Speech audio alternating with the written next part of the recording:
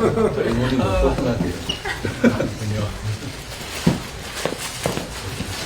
한 명씩 말고 이렇게 두 명씩까지 되면 두 될까요? 명이 하나. 두 명이 하나 들면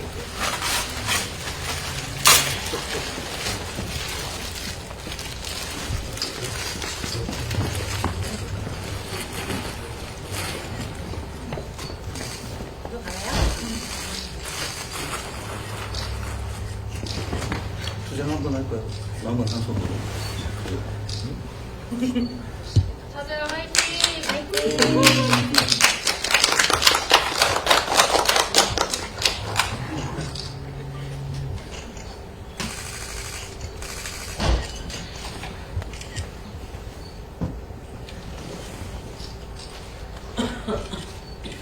네, 이제 내려도 될까요? 자, 고맙습니다. 감사합니다. 오늘 이렇게 5분 모시게 되는데 제가 간단하게 소개를 해드리겠습니다. 영화 차별을 만드신 김지훈 감독님, 김도희 감독님, 그리고 영화에 나오셨던 강하나 배우님, 김빈감 변호사님, 산호미치오 대표님인데요. 강하나 배우님은 그 영화에도 나왔듯이 오사카 조선거북학교를 졸업하시고 영화 기양에도 나오셨던 주연으로 나오셨던 배우이기도 합니다. 그리고 김민감 변호사님은 규슈 조선거북학교 졸업생이며 조선대학교 졸업 1호 변호사라고 합니다. 그리고 규슈 무상화 재판 3국장이십니다.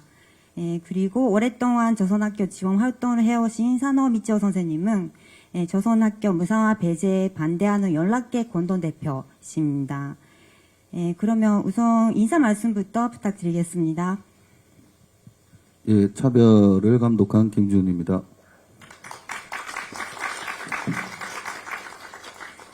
차별을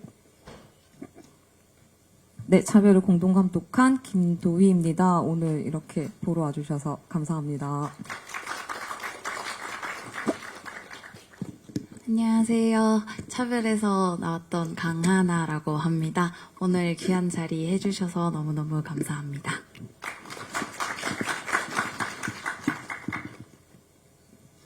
안녕하십니까. 일본에서 변호사를 하는 김민관입니다. 잘 부탁드립니다.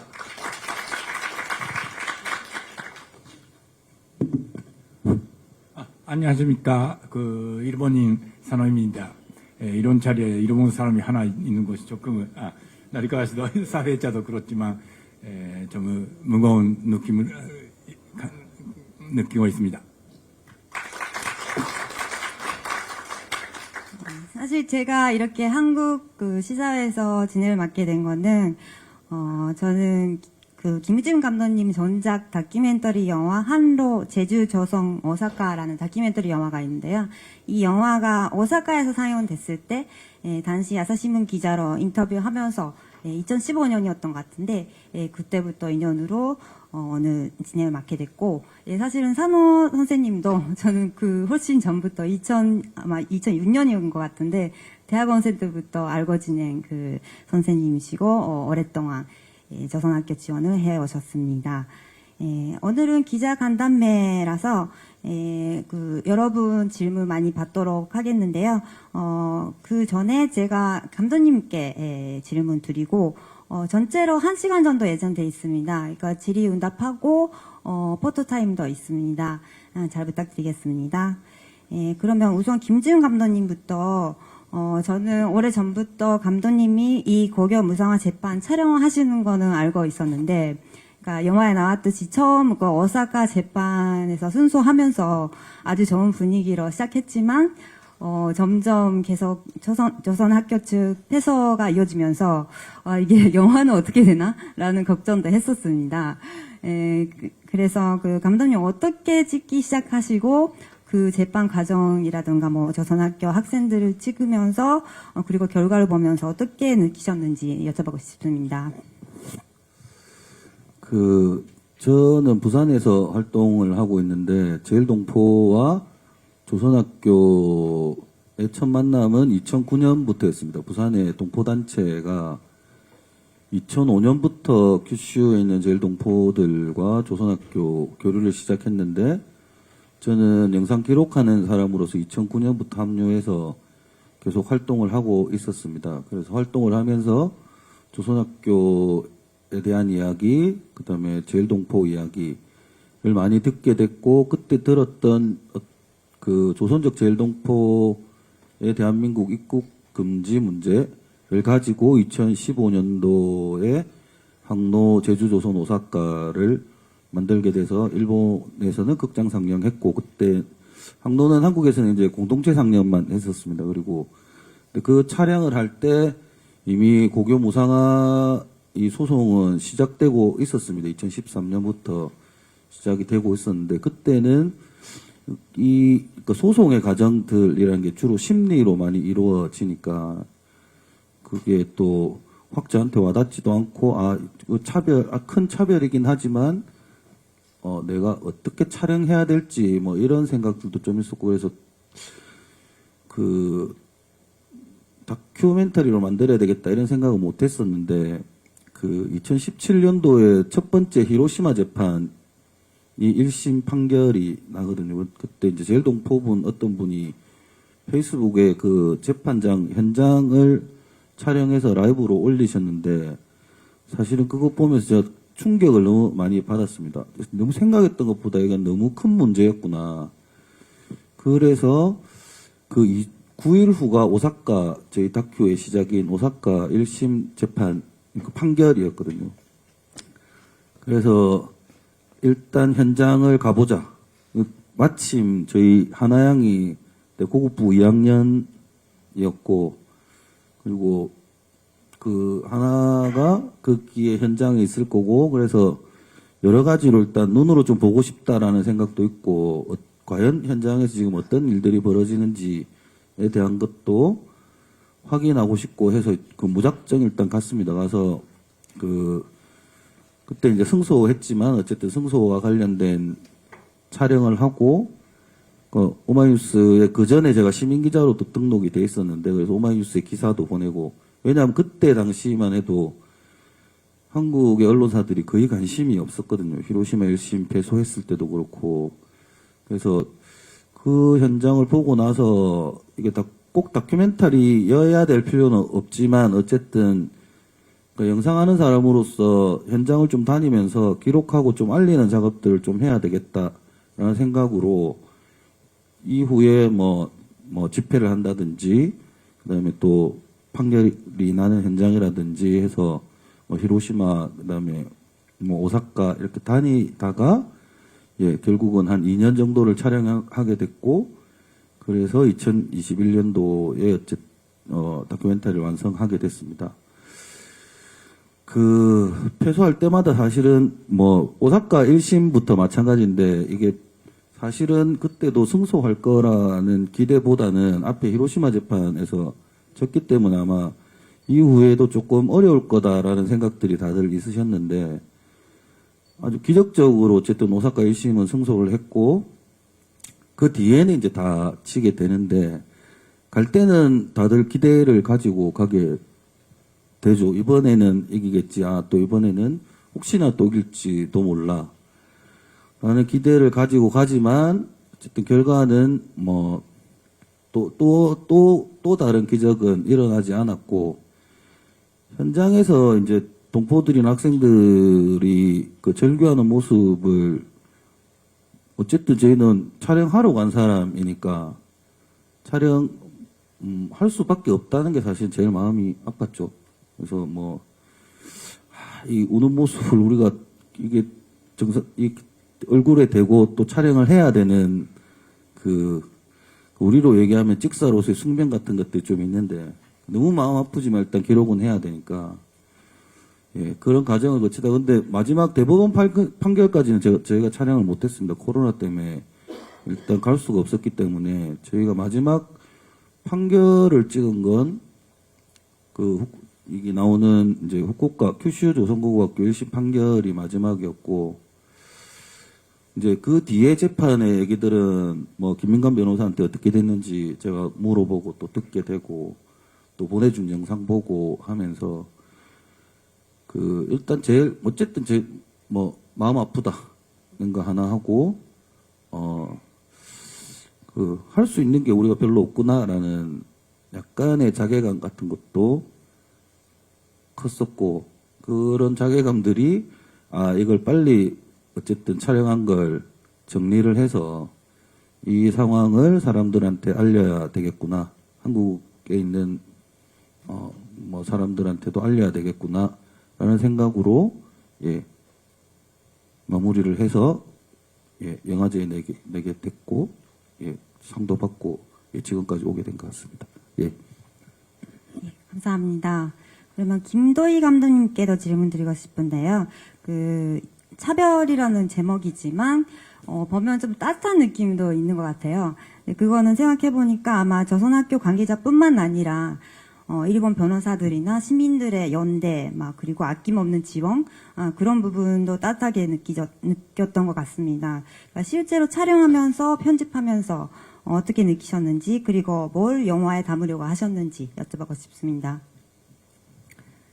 사실 요 앞에 항로를 찍을 때는 거의 동포분들을 많이 만나게 됐었거든요. 근데 이번 차별을 찍으면서 솔직히 제일 큰 거는 아예 씨가 얘기했던 대로 현장에 갈 때마다 보이는 항상 학생들을 옆에서 도와주고 집회 현장에서 같이 투쟁해주고 계시는 일본 분들과, 그리고 김인관 변호사가 차별 안에서도 얘기했지만 변호단을 꾸려야 되는데 일본 분들한테 어떻게 얘기를 할까 걱정도 많이 했다는데, 정말 많은 분들이 긴 시간 동안 무료로 변호를 맡으시면서 많은 변호단들이 꾸려지고 그분들이 계속 변호를 맡아주시고, 그리고 절대 지는 싸움이 아니라고, 이기는 싸움이라고 이렇게 힘을 막 북돋워주시면서 변호하시는 모습을 보고 솔직히 너무 부끄러웠거든요. 우리 쪽에서는 아무것도 한 것도 없고 그냥 무관심에 제대로 뭘 해주는 것도 없이 그냥 가서 이렇게 촬영을 하고 있는데 그때가 너무 부끄러웠던 것 같아요. 그래서 차별을 솔직히 만들게 된 계기 중에 하나도 조금 덜 부끄러웠으면 좋겠다라는 생각이 들었습니다. 그래서 일본 분들의 얘기를 솔직히 조금 더 많이 담고 싶었고, 다 담지는 못했지만, 그래서 최유봉 선생님이 얘기를 하시는 게 자기들을 제일 괴롭히는 사람도 일본인이고 자기들을 제일 많이 도와주는 사람도 일본분이다라고 하셨거든요. 그 말에 너무 공감을 하면서 일본 정부가 지금 이렇게 정부 차원에서 이렇게 차별을 하고 있는 거는 정말 잘못된 일이지만 옆에서 도와주고 있는 이런 많은 일본 분들을 보면서 내가 좀 더 할 수 있는 일들을 찾아야 되겠다. 조금만이라도 덜 부끄럽게 이 학생들을 위해서 할 수 있는 방법을 찾아야 되겠다. 그런 생각들을 많이 하게 됐습니다. 감사합니다. 그러면 여기서 기자분들, 관객분들 질문 있으시면 손 들어주시면 마이크가 가겠습니다. 어떠세요? 처음 질문 조금 어려우실 것 같은데. 질문은 많이 있을 것 같은데요. 그러면 일단 이어서 제가 질문을 하는데, 괜찮으시면 그 사이에 다음 질문 생각해 주시면 감사하겠습니다. 예, 강하나 배우님은, 당시 거국학교 학생이었고, 지금은 시간이 흘러서 그동안 어떻게 지내셨는지 근황을 조금 여쭤보고 싶은 거랑, 그리고 지금 당시를 되돌아봐서, 그때 어떤 심정이었는지, 알려주시면 감사하겠습니다. 네, 저는 고등학교를 졸업을 하고 한국으로 넘어왔습니다. 지금은 한국예술종합학교에서 연기를 전공하고 있습니다. 네, 계속 고등학교, 여기 아마, 영화에도 나왔듯이 저는 계속 연기를 했었고요. 연극을 통해서 제일 동포들의 삶을 일본 사람들도 그렇고 우리 동포들한테도 전하는 역할을 계속 하고 싶다 이런 생각을 갖고 있었거든요. 그래서 일본에서도 계속 활동을 했고 이제는 한국에서 많이 알려주는 역할이 될 수 있지 않을까? 열심히 노력을 하면은 한국에서 활동하는 배우가 됐으면 좋겠다. 약간 이런 생각을 가지고 한국에서 연기를 배워야겠다 해가지고 네, 여기로 넘어오게 됐고요. 그리고 제가 고등학교 때 아까 감독님도 말씀을 하셨듯이 오사카에서 승소를 딱 한 번 했어요. 그때가 아직도 생생히 기억이 나는데 저는 재판 법정에 들어갔거든요. 직접 그 말을 듣고 우리가 승소했다는 거가 좀 믿기지가 않았어요, 처음에는. 근데 사람들이 막 울면서 기뻐하는 모습을 보니까 우리가 진짜 재판에 이겼구나라는 실감이 점점 나면서 눈물도 나고 막 친구랑 껴안고 네, 그랬던 엄청 감격스럽게 보냈어요. 그 몇십 초 동안을. 그리고 저 사실 그날 재판 끝나고 모임이 있었는데 거기 집회에서 제가 토론을 하기로 되어 있었거든요. 그래서 제가 원고를 썼어요. 원고를 그 전날인가 전전날인가에 썼는데 저는 당연히 질 줄 알고 다 썼거든요. 근데 이겨버려가지고 이겨버린데 말이 좀 이상한데 승소를 해가지고 저도 당황도 했고, 너무 좋은데, 이거 원고도 고쳐야 되네? 해가지고, 진짜 급하게 다 지우고, 처음부터 쓴 기억도 생생하고, 카페에서. 근데, 그렇게 사람들이랑 같이 진짜 하나가 되면서, 이겼다는 사실을 기뻐하고, 다음에도 꼭 우리가 승리를 쟁취해야겠다. 약간, 이런 단합된 그런 게 되게 아직도 생생한데 그래도 그 다음 재판에서는 계속 패소되고 그러다 보니까 점점 희망도 조금씩 없어지는 것 같고 참 아쉬운 감정들도 많고 우리가 어떻게 해야 이 차별이라는 게 없어질까. 그래도 우리가 좀 더 나은 삶을 살 수 있을까? 우리 학교에 다니는 애들이 웃고 되게 당당하게 살아갈 수 있을까? 약간 이런 부분들을 계속 생각하게 되고 저도 지금 지금은 학교에서 열심히 배우고 있지만 학생으로서 그래도 앞으로 사회에 나가서 활동을 해나가려고 하는데 내가 그들에게 해줄 수 있는 게 뭘까? 약간 이런 것들을 계속 생각을 하면서 학교도 다니는 것 같고 이거는 계속 제가 살아가면서 평생의 과제가 될 것 같다는 생각이 들어요. 조선학교 형편은 계속 어려워지기만 하고, 물론 학생들이 되게 즐겁게 학교를 다니고 있지만 학생 수는 줄고, 상황이 안 좋긴 하니까, 그래도 제가 뭘 도와줄 수 있을까, 뭘 할 수 있을까, 약간 이런 부분들을 계속 고민하고 있는 것 같습니다. 네, 감사합니다. 감사합니다. 저도 당일날에 지는 걸로 예상하고 원고를 썼었다는 거는 오늘 처음 들었습니다. 예. 다른 질문 있으실까요? 네. 여러 개 질문을 해도 되나요? 영화 속에서는 코로나 이전 촬영한 것들이 많은데, 이제 3년이 지났으니까, 영화 속에서 고급부 3학년이 6명 졸업했었는데, 혹시 그 3년 사이에, 주로 이제 규슈 지역을 많이 다니시니까, 그쪽 고쿠라 유치원이라든가, 나머지 초급부나 초급 학교들, 규슈 조고, 요즘 이제 어떻게 지내고 있는지가 좀 궁금하고요.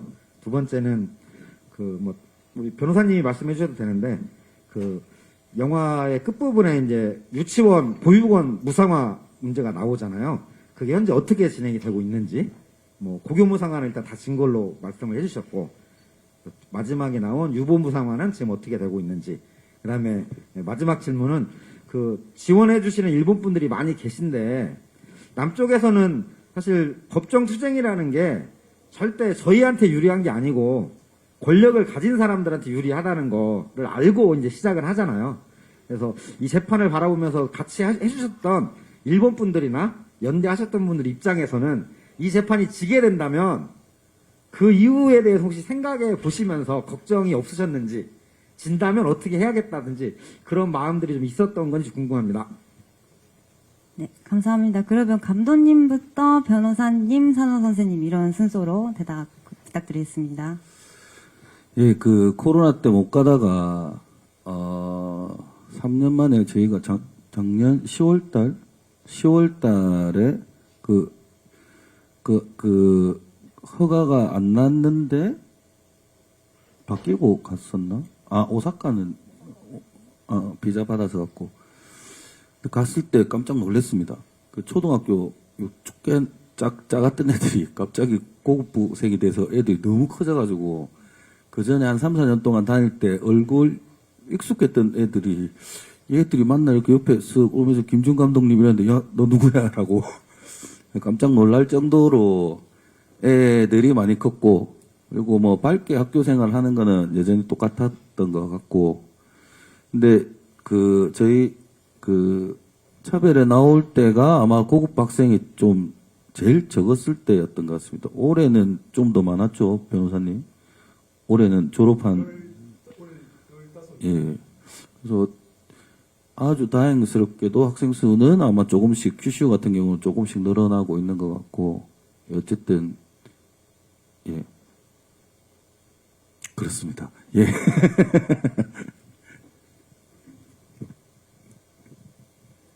이 재판이 고교무상화 문제인데 이 제도가 시작한 것이 2010년입니다. 그때는 당시 조선학교 이외에 신청한 고등학교는 다 인가되었는데 유일하게 신청한 학교 중 조선학교만 제도에서 배제되었습니다. 그러니까 조선학교 이외에 외국인 고등학교도 신청하면 인정이 되었는데 조선학교만 인정이 안 되었다. 이것이 고교무상화 문제인데 이번에 유보무상화, 유치원 보육원 이것도 무상화 하겠다는 정부의 제도가 시작했을 때 조선 유치원, 조선학교 유치원만 아니라 일본 정부는 외국인 유치원 이걸 다 제도에서 배제했습니다. 왜냐면 제가 생각하기에 또다시 조선 유치원만 배제하면 이렇게 재판이 된다. 정치적인 이유로 조선 유치원만을 배제하면 정부 입장이 안 좋아진다. 이렇게 아마 생각해서 조선학교 외 외국인 유치원도 포함해서 다 배제하려고 했습니다. 근데 우리가 막 열심히 투쟁했고 다른 외국인들도 함께 그리고 일본 분들도 함께 투쟁하니까 지금은 직접적인 유보 무상화 제도가 실현되지는 않았지만 그 애들이 다니는 자치체에서 유치원이나 보육원에 다니는 가정한테 돈이 지급되는 그런 제도로 지금 일단 안착은 되어 있습니다. 예, 이상입니다. 예, 그런데 일본 사람으로서 재판 시작할 때 지는 것을 생각하지 않느냐 하면 변호사님도 계시지만 당연히 우리가 이긴다고 생각했습니다. 법리적상 우리가 지는 거 일이 없다고 생각했는데 실제는 그런 결과가 나왔습니다. 처음에는 우리 일본 사람이 원고로 되고 재판할 수 없느냐 여러 생각했지만 역시 일본에서는 국가 상대로 재판하는 좋은 방법은 없습니다. 지방자 단체는 상대로 할 수 있지만 국가를 직접 상대로 할 수 없으니까 손해배상으로만 할 수 있습니다. 그러니까 손해 받았던 학생들이 원고가 되고 또는 학교가 원고가 되고 할 수밖에 없었기 때문에 우리 일본 사람으로서는 아주 미안하게 생각했습니다. 재판은 다 짓는데 아직 재판 하고자 하는 변호사님도 계시고 그런 방법도 있는지도 모르고, 그리고 우리는 그것보다 지금은 그 재판으로서는 조금 어려우니까 그 일본 사회 조선학교가 어떤 건지 그 조선학교의 존재를 알려시키는 그런 활동을 바로바로 하게 정해하려고 생각하고 있습니다. 대답이 됐습니까? 네, 감사합니다. 저도 영화를 보면서 재판에는 졌지만 그래도 아마 재판을 하면서 이렇게 그 신문 기사도 나오고 뭐 반성회도 나오고 그러면서 이런 문제가 있다라는 거를 공유할 수 있는 그런 기회는 됐겠다. 이런 문제를 좀 생각하게 만드는 그런 계기가 됐다라고는 생각했습니다. 좋은 질문 감사합니다. 다른 질문 있으실까요? 그러면 앞에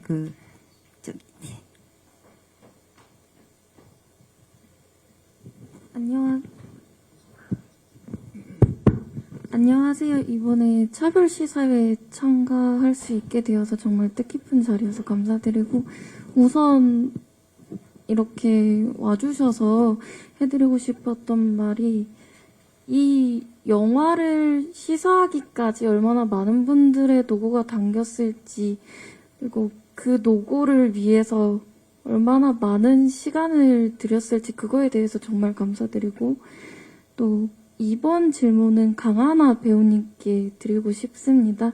강하나 배우님 작품을 제가 벌써 2번째를 보게 되었는데요. 배우님께서 항상 작품 활동을 하실 때마다 감정이 묻어나는 게 정말 많았거든요. 그래서 이번 작품에서도 어떤 마음으로 작품을 참여를 하셨는지, 그리고 저희는 솔직히 한국에서 태어나고 한국에서 자란 아이들은 이 차별이라는 거에 대해서 솔직히 잘은 몰랐어요. 그치만 역사적으로 어떤 이유로서 차별을 당했는지 어느 정도는 가늠이 되어서 혹시 저희가 몰랐을, 또 말하고 싶은 차별에 대해서 좀 더 설명을 해주실 수 있다면 부탁드립니다. 네. 제가 작품을 할 때는 항상,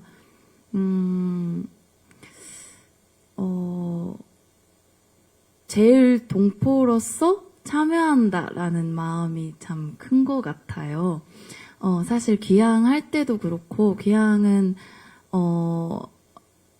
그 한국에서 일본이라는 타지로 넘어간 소녀들의 얘기인데, 약간 저랑 비슷하다는 생각을 느꼈거든요. 타지에서 산다는 의미에서.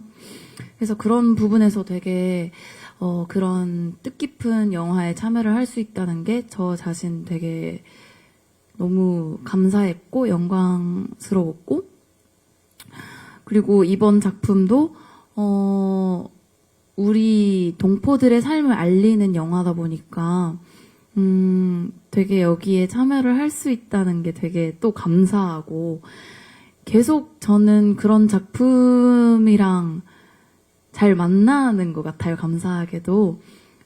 저희 어머니가 극단을 하시는데, 극단에서도 계속 제일 동포들의 삶을 알리는 작품을 만들다 보니까, 저도, 작품을 할 때마다, 뭐 그 작품에 든, 주제나, 그런, 이 작품에는 어떤 뜻이 담겨져 있을까, 이런 것들도 많이 생각을 하게 되고, 무거운 소재들을 다룬 작품을 사실 전 많이 해왔어요. 그러다 보니까 자연스럽게 되게, 저는 일본인도 아니고 완전한 한국에서 태어난 한국 사람도 아니다 보니까 어쩔 수 없이 제일 동포로서 이 작품에 제가 어떻게 참여를 해야 될까, 약간 이런 생각들을 많이 하게 되는 것 같아요. 그래서 앞으로 작품을 할 때도 무슨 작품을 하게 될지는 모르겠고, 제일 동포들의 삶이랑 아예 상관이 없는 작품을 할 수도 있는데, 그래도, 나름, 제일 동포의, 제일, 뭐라고 해야 될까. 한국인 배우보다는 저는 제일 교포 배우? 약간 이렇게 됐으면, 사람들의 인식이 됐으면 좋겠다? 그런 배우들이 많이 없다 보니까, 약간 그렇게 됐으면 좋겠다는 생각을 가지고 있고요. 그리고,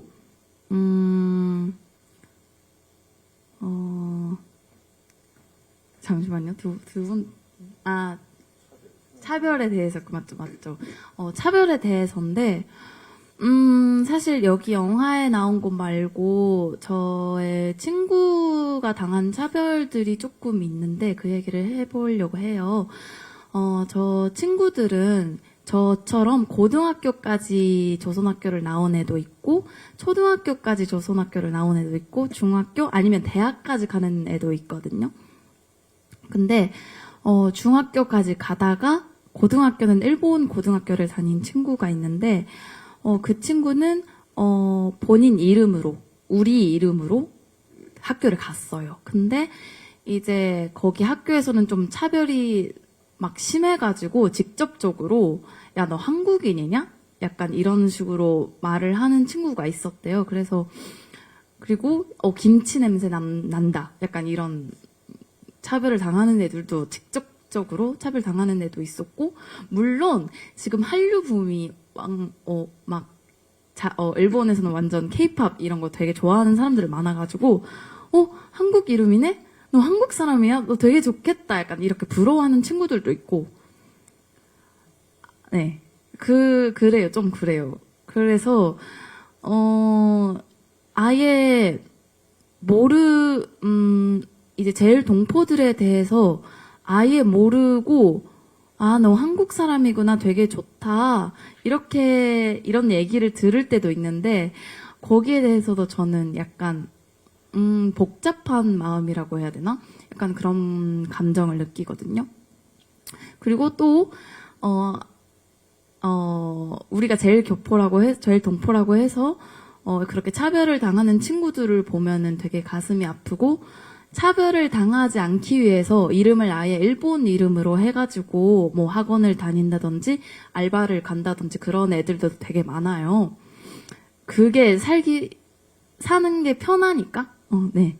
질문도 안 들어도, 왜 너는 이 한국 이름인데 너는 무슨 국적이야? 약간 이런 질문들, 복잡한 설명들을 안 해도 되고, 그냥 일본 이름으로 가면은 그냥 쉽게 친하게 친구할 수도 있고, 진짜 편하게 알바 다닐 수도 있고, 직장 다닐 수 있고, 그러다 보니까 어쩔 수 없이 그렇게 돌아가는 것 같아요, 사회가. 그래서 되게 안타까운 마음도 있고, 모르는 사람들이 많으니까, 약간 한심하다라기보다는 좀 아쉽다? 그래도 우리 존재를 많이 알렸으면 좋겠는데, 네, 좋게 봐주는 사람들도 물론 엄청 많이 계시고, 안 좋게 보는 사람들도 아직까지는 있으니까,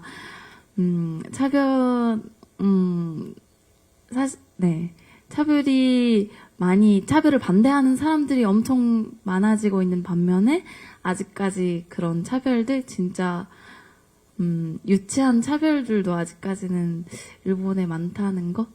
네, 그렇습니다. 네, 감사합니다. 네, 감사합니다. 김치 냄새 난다라는 거는 저는 솔직히 좀 아주 옛날에 그런 말을 들었다는 거는 들었었는데, 요즘 젊은 사람도 그런 말을 한다는 게 좀 충격적이긴 했습니다. 그리고 저는 강하나 배우님이 이 영화에 아마 큰 존재라고 생각할 수 있는 게, 연극 장면들 있잖아요. 그러니까 어머니, 달여름 대표 어머님도 나오시지만, 그런 연극이 아마 조선학교의 옛날 모습이라던가, 옛날 투쟁 모습 같은 거를 재현하기도 하고, 사실 김희중 대표님 전작 한로라는 다큐멘터리 영화는 어머니가 주인공의 한 명이십니다. 그래서 연극을 계속 찍으셨다가 이렇게 이번 차별 영화도 나왔다고 보는데, 한로라는 영화도 기회 되시면 보시면 좋을 것 같습니다. 네, 다른 질문, 네, 고맙습니다. 네. 김지훈 감독님, 김도희 감독님 영화 너무 잘 봤고요. 이런 영화 만들어주셔서 진짜 감사드립니다. 저는 감사 인사는 감독님들께만 하고 질문은 변호사님하고 산호 선생님한테 드리고 싶은데요. 변호사님이 조선학교 출신으로 이 무상화 재판에 변호인단에 합류를 하시고, 또 예상치 못하게 일본인 변호사분들과도 그분들이 참여해 주시고 해서 일단 변호인으로서의 그 일본인들과의 연대하는 느낌이 좀 남다르실 것 같아요. 그리고 지금 일본에서 10개 고등학교 중에 5곳에서만 재판을 해서 전부 다 패소를 하긴 했지만 각 지역마다 조선학교 출신의 변호사가 참여를 변호인단에 하셨던 걸로 알고 있거든요. 근데 일단 재판은 다 끝났지만 이 조선학교 출신의 변호사들을 포함해서 일본인 변호사분들과 이 재판을 계기로 굉장히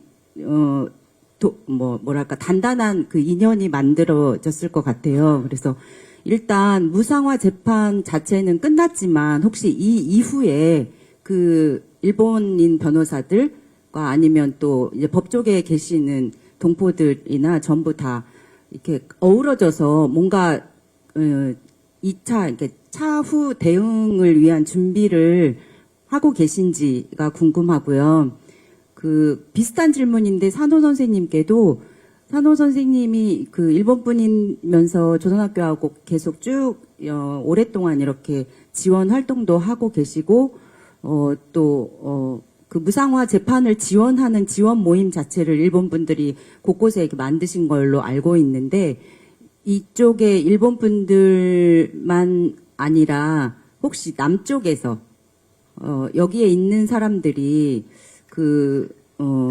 조선학교를 지원하고 또 함께 가려고 계속 움직이고 계시는 일본인 지원인들과 함께 저희가 할 수 있는 무언가가 있다면 말씀해 주시면 감사드리겠습니다.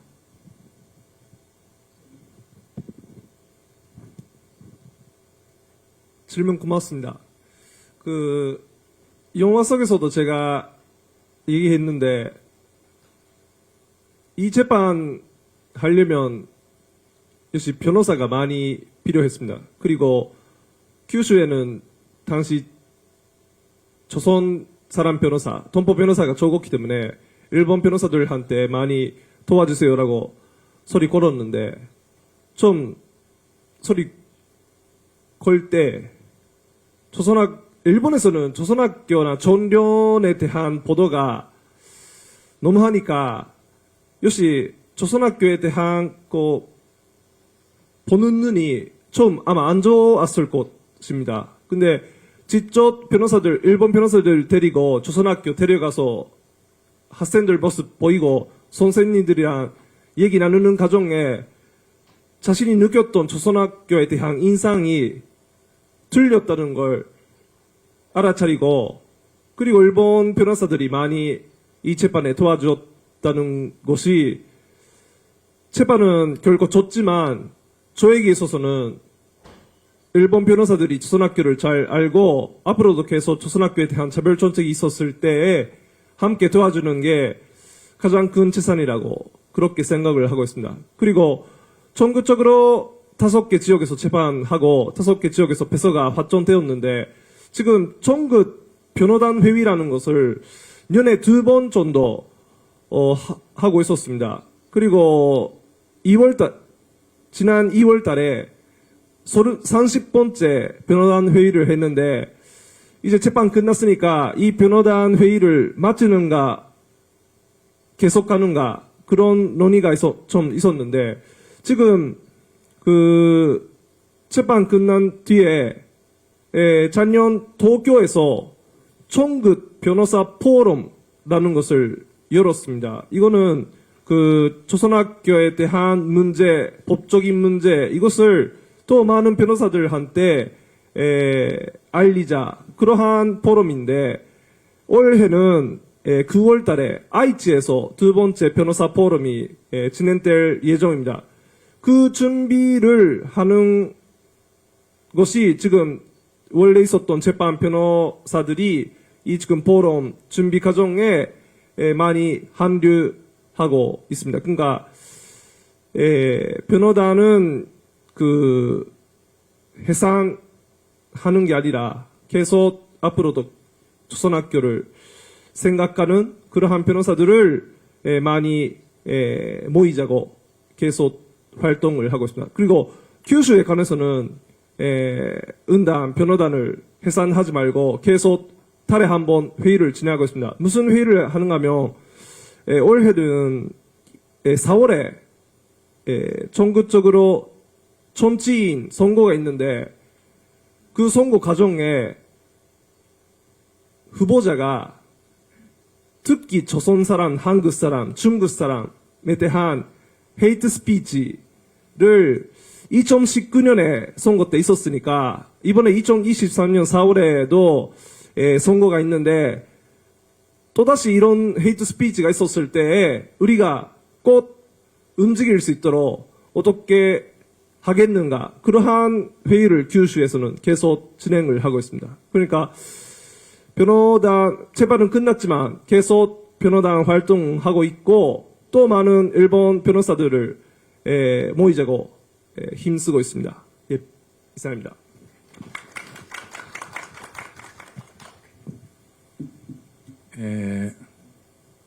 그리고 일본 사람으로서도 역시 그때까지는 각각 조선 학교마다 지원하는 작은 모임이 있었는데 역시 그런 전국적인 재판이 있었기 때문에 서로 다른 집안랑 연결을 해서 활동하고 있습니다. 그런 뜻으로도 이 재판은 배서했지만 또 그 뜻도 있다고 생각합니다. 그런데 그 재판 것보다는 먼저 물론 재판과 병행하고 먼저関東大地震아니고東일본 대지신 때問題연필이 결손되고 남쪽 사람들랑 교류가 시작하고 물론 그 전에 김명준 감독님의 우리 학교랑 영화가 있고 그런 식으로 남쪽 사람들과 교류도 너무 큰 뜻이 있다고 생각합니다. 특히 우리 학교 아이들 지키는 시민 모임 여러분은 몇 번이나 1년에 2번씩 조선학교를 방문하시고 우리가 그게 받고 대응하고 있는데 남쪽 사람들의 너무 뜨거운 감정에 우리는 감동하고 있습니다. 그런데 역시 일본 사회가 바꿔야 한다. 이번에 간제 여행 문제도 그렇지만 일본 사람을 아시는 사람은 일본 사람은 아리가또 고맙다랑 말 대신에 스미마센 미안한다고 그런 말이 많이 쓰는데 스미마센 미안했다고 많이 했지만 실제 사죄하는 것이 없어요. 그러니까 일본이 조선으로 식민지 지배했던 것이 지금까지의 여러 차별의根本 원인인데 그거를 해결할 수 없고 그냥 있는 것이 우리가 앞으로도 그러니까 간제 연애 문제도 생기고 손노예 문제도 생기고 그런 것을 우리가 극복해야 한다고 생각하는데 우리 과제는 너무 크고 특히 2002년 고이즈미 북으로 방문한 후에 일본에서 너무 아베가 특히 차별을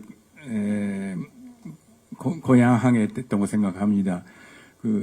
아까 키무치 냄새가 난다는 내가 어렸을 때 들었던 반세기 이상 전의 이야기라고 생각했지만 지금도 예를 들면 신윤년에 구마모토에서 지진 나오면 조선 사람이 우물에 독을 놓았다. 그게 100년 전에関東 대지진 때에 있었던 이야기인데 지금 다시 그런 이야기가 나옵니다. 지금 일본 사람도 우물을 쓰지 않아요. 수도수 쓰는데 그렇다고 해도 조선 사람이 우물에 독이 놓았다고 그런 이야기가 나오는 그런 일본 사회의 자비로 상황을 어떻게나 바뀌어야 한다고 생각합니다. 네, 감사합니다. 지금 김명준 감독님 우리 학교 얘기가 좀 나와서 제가 좀 보태서 말씀드리면, 사실 그 문부과학성 앞에서 그 초등학교 학생들이나 졸업생들 뭐 관계자분들이 이렇게 그 무상화 제외 반대하는 그 시위라고 할까요? 운동을 하시잖아요. 지금도 하고 계신다고 들었는데, 그 학생한테 제가 그 인터뷰를 했던 적이 있는데, 그때 그 학생들이 한국에서도 많은 관심을 가졌으면 좋겠고, 우리 학교 비롯해서 한국 감독들이 그렇게 다큐멘터리 영화를 찍어주셔서 저희들도 힘이 된다라는 얘기를 했었거든요. 그래서 이번 영화도 아마 보면서 그런 그 응원을 받았다고 느끼실 것 같아요. 네. 네. 지금은 그 나리카 씨가 이야기했는데, 그런데 조선학교에 관한 영화, 그거를 만드는 사람은 한국 사람이 또는 제일 조선 사람밖에 없어요. 원래는 이런 영화는 이런 사람이 자기 책임으로서 만들어야 하는데, 그런 나는 영화 만드는 그런 그 능력이 없지만 대신에 조금 책이나 그런 게 승인은 쓰지만, 원래는 이런 사람이 해야 하는데, 그걸 다 한국 사람이나 제일 조선 사람은 하는 것이 역시 마음이 아프게 생각하고 있습니다. 네, 감사합니다. 다른 질문, 네, 저기 누구 계시는데?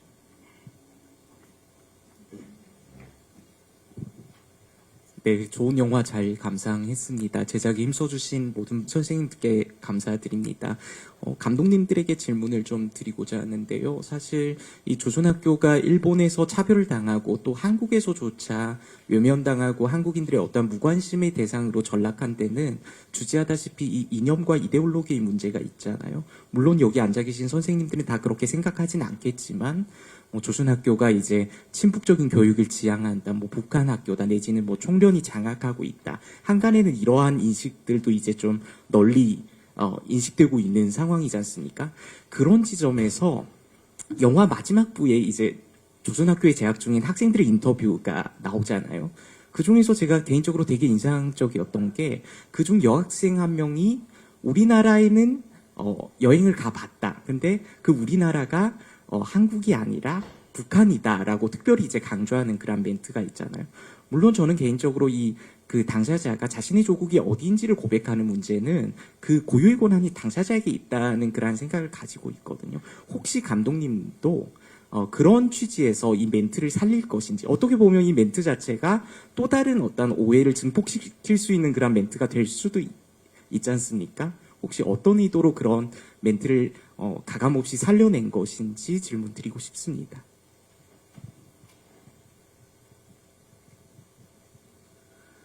예, 오늘 제가 낮에 그 언론사하고 인터뷰를 한 군데 언론사하고 했는데 사실은 똑같은 질문이었거든요. 저희는 그 마지막 그 말이 지금 조선학교 친구들이 가지고 있는 그 친구들의 정체성이 아닐까라고 저희는 생각하고 있습니다. 한편으로는 그런 생각을 좀 하는데, 그러니까 좀 반문하게 되잖아요. 그럼 북을 지지하면 차별받아도 되는 걸까? 라는 반문이 하나 있을 수 있고, 왜 이 친구들은 고향이 남쪽인 할머니, 할아버지들이 많은데 북을 조국이라고 하지? 라고 조금 물어볼 수 있는 것들이 있고,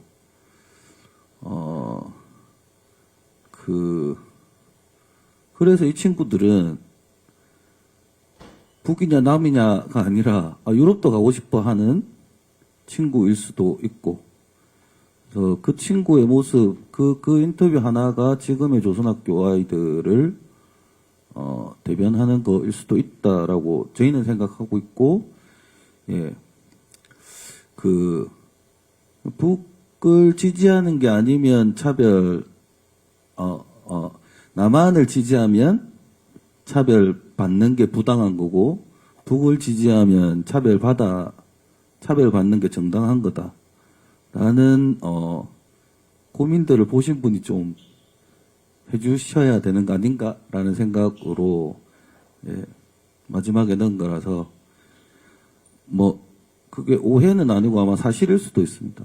예, 뭐 저희는 그렇게 생각하고 있습니다. 다만 그 상황을 이해하려는 노력들이 좀 필요하지 않을까라고 생각하고 있습니다. 그런데 저도 한마디 말씀을 드리고 싶은데 그 학생들이 여행 나갈 때 한국 쪽 학생도 조선 쪽 학생도 다 북쪽으로 갈 수 있습니다.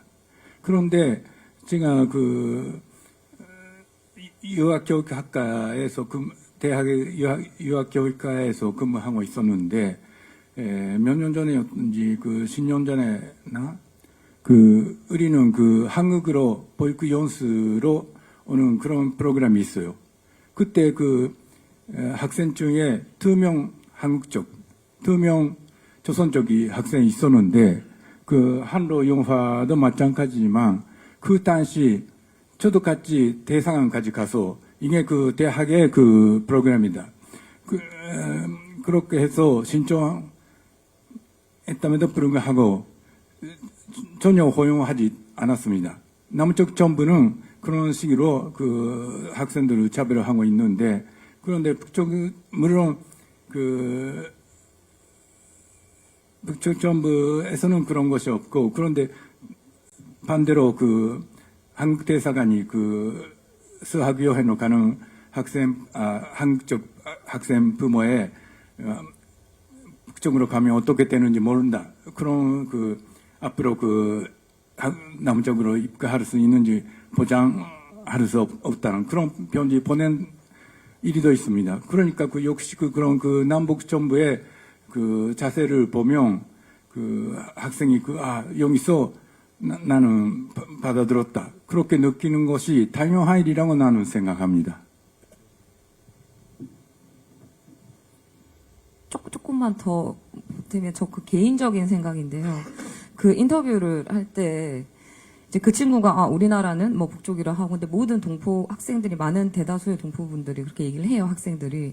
저도 처음에는 솔직히 의아했거든요. 왜 같은 이제 한반도의 나라인데 왜 북쪽만을 우리나라라고 하고 왜 북쪽을 조국이라고 하고 남쪽은 고향이라고 할까 조금 의아했지만 저도 그래서 솔직히 공부를 좀 많이 했어요. 이 항로를 이제 촬영을 하면서 좀 이제 역사에 대해서 좀 알고 남쪽에서 어떻게 제일 동포들에 대한 그 무관심 그리고 우리도 차별을 했고 그 산호 선생님이 얘기하셨던 것처럼 저라도 북쪽이 우리나라라고 할 것 같더라고요. 입장을 바꿔서 생각하니까 남쪽에서는 오지 마라고 하고 학생 우리는 막 말로는 한민족 같은 민족이라고 하면서 근데 북쪽에서는 다 받아주고 학교에 지원도 해주고 우리 동포라고 이렇게 고교무상화 배제되고 있으면 그 성명서도 내고 해주는데 남쪽에서는 그냥 일방적으로 무관심하고 친구들 만나면 지금도 똑같거든요. 그러니까 정권이 바뀌어서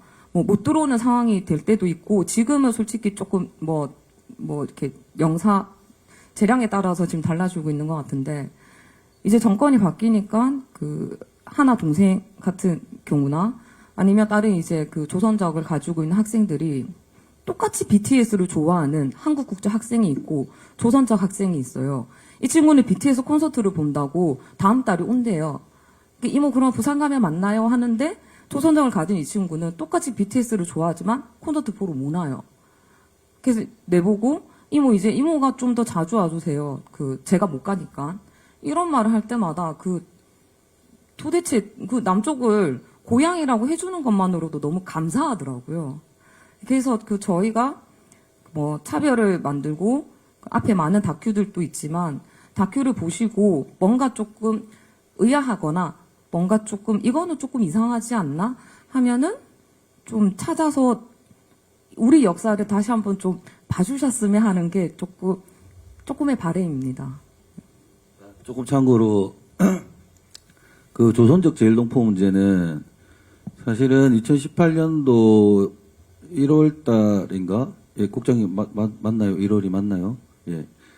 그래서 그 제외동포들의 한국 입국을 위한 지침이 있었는데 그걸 개정을 했습니다. 문재인 정부 때. 그래서 그 조선족 제일동포들이 한국 영사관에 가서 여행 증명서를 신청을 하면 8일 이내에 어쨌든 결과를 답하게 돼 있고 지침으로 그리고 거의 사실은 뭐 거부되는 사례가 없이 거의 다 왔습니다. 그 이후에 사실은 저희 이번에 시사회 때 큐슈에서 저희가 김인관 변호사가 오셨지만 그 최우복 선생님하고 김정배 선생님이 조선적 이것이시거든요.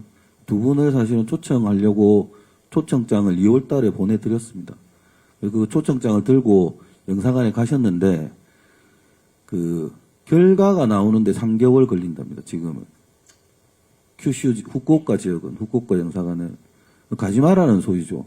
어차피 3월 6일 날 오고 싶다고 신청서를 냈는데 그 결과가 그러니까 된다 안 된다가 아니라 결과가 되니까 3개월만 기다려달라도 아니고 결과가 나오는데 3개월 걸린다라고 했다고 합니다. 그리고 영사관 직원이 30대 직원인데 왜 아직도 조선적을 유지하시냐고 한국적 바꾸면 금방 갈 건데 이런 식의 반응들이거든요. 그리고 또 어느 제가 아는 오사카 그 도쿄였던 분은 2월달에 신청했는데 어쨌든 그분 또 한 달 만에 나왔습니다. 한 달 만에 나와서 그분은 뭐 이따가 5월달에 들어오신다고 하고 오사카였던 분은 2개월 걸린다라는 얘기를 들은 분도 있고 또 어떤 분은 아마 발급이 안 될 거예요라고 들으신 분들도 있고 근데 사실은 이분들이 한국을 조국이라고 얘기할까요? 정권 바뀌면 또 어느 정권에는 또 왔다가 또 어느 정권에는 또 못 오게 하고 그러니까 또 그분들 다 고향은 또 경상도 분들이 많으시거든요. 경상남북도가 많고 어쨌든 남한 쪽이 많으신데 그러니까 저는 개인적으로 뭐 어쨌든 뭐 다큐멘터리를 만든 사람이니까 그 제 생각에 많이 들어가 있을 수밖에 없는데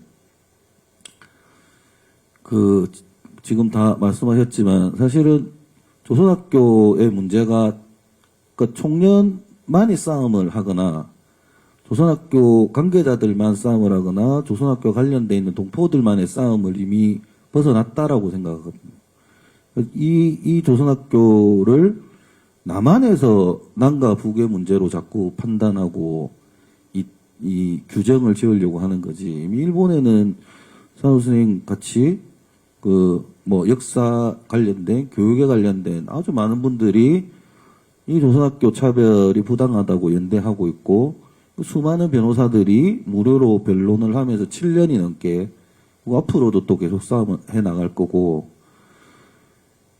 단지 저희가 문제입니다. 지금은 저희가 문제라고 생각하고 물론 아까 얘기 나오지만 서울의 몽당연필 그리고 조선학교 함께하는 사람들 몽당연필 우리 학교와 아이들 지키는 신모임 부산에는 저희 조선학교 함께하는 신모임 봄 EQC하고 계속 교류하고 연대하고 있고 그 차별을 통해서 한 명이라도 더 많은 분들이 한 명이라도 좀 그 남과 북의 문제를 좀 벗어나서 좀 뛰어넘어서 그러니까 배울 권리이지 않습니까? 애들이 학교를 다니는 문제는. 그러니까 사상의 문제는 아니라고 저희는 생각하거든요. 그러니까 그런 의미에서라도 좀 연대해서 좀 더 그 남한에서도 뭔가를 하고 있다. 우리도 하고 있으니까 좀 힘내줘라는 좀 그 힘들을 좀 줄 수 있었으면 좋겠다라고 생각하고 있습니다. 예. 감사합니다. 이제 좀 아쉽지만 손 들어주신 분 또 계셨는데 지금 시간상 죄송합니다. 아마 간담회 끝나고 혹시 시간 되시면 질문해 주시면 개인적으로 질문해 주시면 답변해 주실 것 같습니다. 그러면 시간 다 돼서 한마디씩 인사 말씀 부탁드리겠습니다. 그럼 산호 선생님부터 이렇게 부탁드리겠습니다. 역시 일본 사회가 시민 지배를 제대로 반성해서 올바른 세상 되도록 나머지 인생은 기르지 않아도 노력하겠습니다. 우리 학교를 지키려면 우리 학교를 다니는 학생 그리고 보호자들 힘만으로는 아마 어려울 것 같습니다. 일본에 계시는 많은 일본 분들과 그리고 여기 한국에 계시는 한국 분들이 계속 우리를 알아주시고 소리 걸어주시면 우리 학교는 계속 존재할 것이기 때문에 앞으로도 계속 우리 학교를 알아주시고 많이 찾아와 주셨으면 고맙겠습니다. 감사합니다. 네, 오늘 바쁘실 텐데 이렇게 자리해 주셔서 너무 감사하고요. 저는 열심히 한국에서 더 공부 열심히 해서 좋은 배우가 될 수 있도록 되게 노력을 할 거예요. 그래서 조선학교도 그렇고 제일 동포들도 여러분들께서 응원을 해주셨으면 합니다. 네, 감사합니다. 네, 고교무상화 재판은 졌지만 계속 여기에 대해서 저희가 무관심하면은 아마도 앞으로 더 큰 차별을 받을 수도 있다라고 생각을 합니다. 그래서 조금만 더 관심 가져주시고 우리 학생들이잖아요. 우리와 같은 동포들이니까 조금만 더 관심을 많이 가져주셨으면 감사하겠습니다. 동포분들이 학교를 지을 때 구호처럼 했던 말들이 있다고 하더라고요. 그러니까 힘 있는 사람은 힘을 내고 돈 있는 사람은 돈을 내고 지식 있는 사람은 지식을 내어 학교를 만들자라는 것들이 있었다고 하실 때 저희는 영상 촬영하고 편집하는 사람이니까 촬영하고 편집하는 걸로 또 앞으로도 연대를 할 것이고 오늘 계신 분들도 각자의 자리에서 좀 더 조선학교를 이해하기 위한 노력들을 해주시면 더 좋고 그래서 각자의 자리에서 조선학교를 알고 보니까 꼭 다큐에 나오지만 스파이 간첩 양성학교는 아니더라 정도라도 좀 같이 알려주셨으면 좋겠고 요즘은 또 손가락 좀 쉬운 연대의 방법도 있지 않습니까? 그래서 좀 많이 차별도 많이 알려주시고 조선학교나 제일동포에 대한 관심을 좀 가져달라는 거에 좀 동참해 주셨으면 감사하겠습니다. 저희도 더 열심히 하겠습니다. 감사합니다. 감사합니다. 많은 질문과 그리고 긴 시간 동안 이렇게 자리해 주셔서 정말 감사합니다. 차별 영화에 3월 22일 개봉합니다. 많은 응원 부탁드리겠습니다. 감사합니다.